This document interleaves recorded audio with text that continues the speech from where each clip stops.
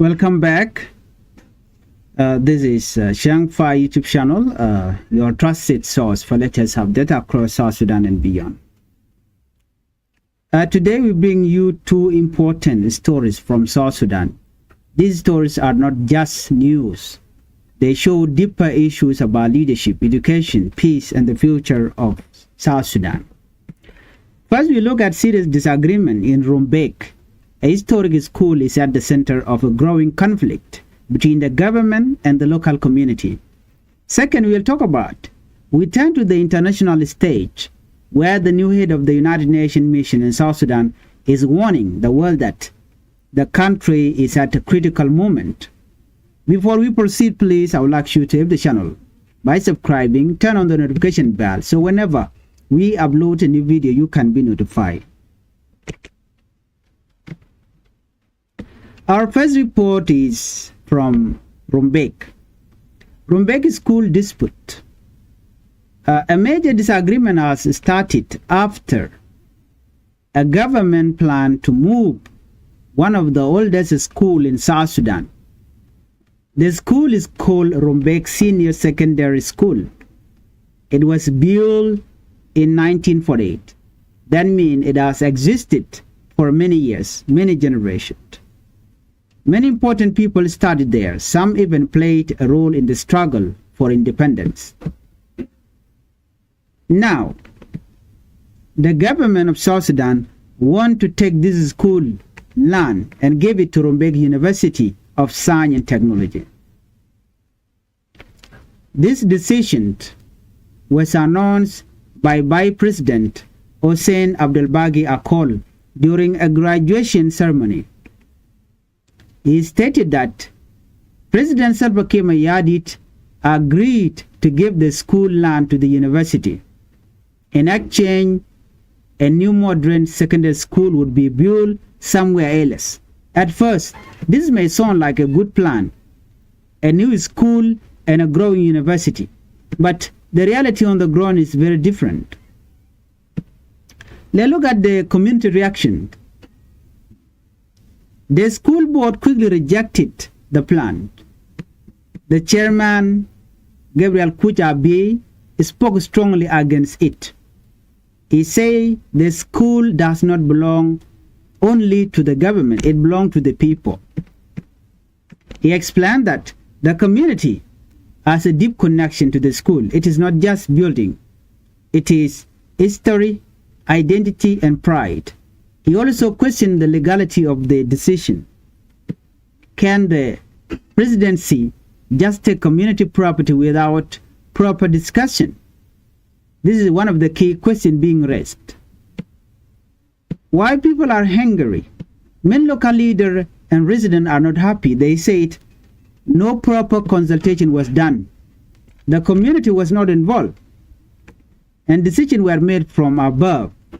For them, this is not just about land, it is about respect. Elder Madid Malwal, after spoke clearly, Malwal Ater spoke clearly. He said the school is a foundation of education in the area. He also reminded the government that the land has already been given for the university in a place called Abina Jok. So the question becomes simple. Why move the school when there's already a land for the university? This school is not just any school, according to them. It is one of the oldest in South Sudan. It was built during the colonial period. It has survived war, conflict, and change. Many leaders passed through its classroom. For many people, removing it from its original place feel like a racing story. Another board member, Peter Akuj Ater, also spoke. He said he supports the expansion of the university, but not at the cost of destroying a historic institution. Civil society activist Daniel Latkon added another point. He said people are not against development. They just want development to be done the right way. That means listening to the community, using available land, and respecting history. Even traditional leaders joined the discussion. Paramount Chief Sultan Madol Matok Agulda urged the government to build the university in Abinajok, where land has already been given. This shows that opposition to the plan is wide. It is not just one group, it is many voices together. Here is the bigger question. This situation raises a bigger issue. How should development happen? Should new projects replace old institutions, or should they grow alongside them? This is a question not only for Rumbek, but for the whole country. So far, the government has not given a detailed response. People are waiting. Will the decision change? Will there be dialogue? Or will the plan move forward anyway? From Rumbek, we now move to a bigger stage, from a local issue to an international consent. Because while communities are dealing with local decisions, the whole country is facing serious challenges. And then move on to UNMISS warning and call for unity. The new head of the United Nations mission in South Sudan has spoken. Her name is Anita Kiki Gibeo. She recently addressed the United Nations Security Council for the first time. Her message was clear and serious. South Sudan needs unity and it needs peace.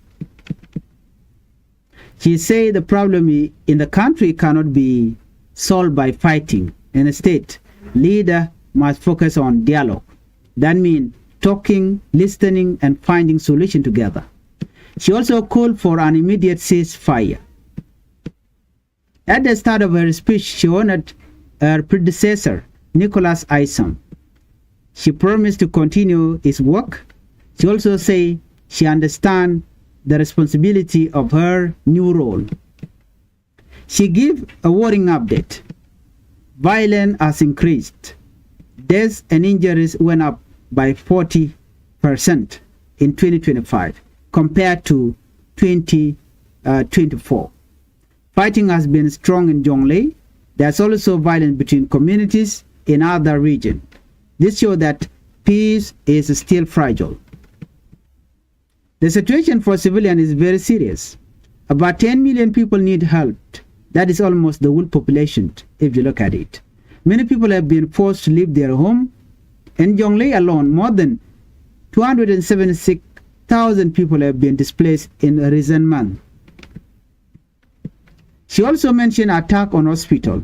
One example was a hospital in Lankan that was bombed by the government when they used gunship antenna. This shows how dangerous the situation is. Even places meant to save life, are not safe anymore in South Sudan. The United Nations mission itself is facing problems. Its capacity has been reduced by about 25 to 30%. This means fewer resources and less person. Because of this, the mission has changed its approach. Instead of staying in one place, they now move more to prevent violence. Despite these challenges, UNMISS is still working. They support justice through mobile court. They monitor human rights. They helped release people who were unfairly detained. This shows that even with limited resources, work continues. As South Sudan approached 15 years of independence, she sent a message to leaders. Take real action. Show the people that progress is possible. She also asked the international community to stay united in support. She outlined what is needed. She said immediate ceasefire, inclusive dialogue, and preparation for credible elections. These steps are important for long-term stability. She ended with a strong reminder. The responsibility for peace does not belong to the United Nations. It belongs to the leader of South Sudan. It belongs to Kir. It belongs to Riek Machar. When we look at both stories, we see a connection. In Rumbek, people want to be heard. At the national level, the United Nations is calling for dialogue. The message is the same. Voices matter. Decision should include the people. Without that, problem grow. South Sudan is at an important moment right now. There are challenges, but also opportunities. Communities are speaking up. The world is watching. The question now is simple. Will leader listen? Thank you for watching. If you found this video helpful, like, share, and subscribe. Then meet on the next video.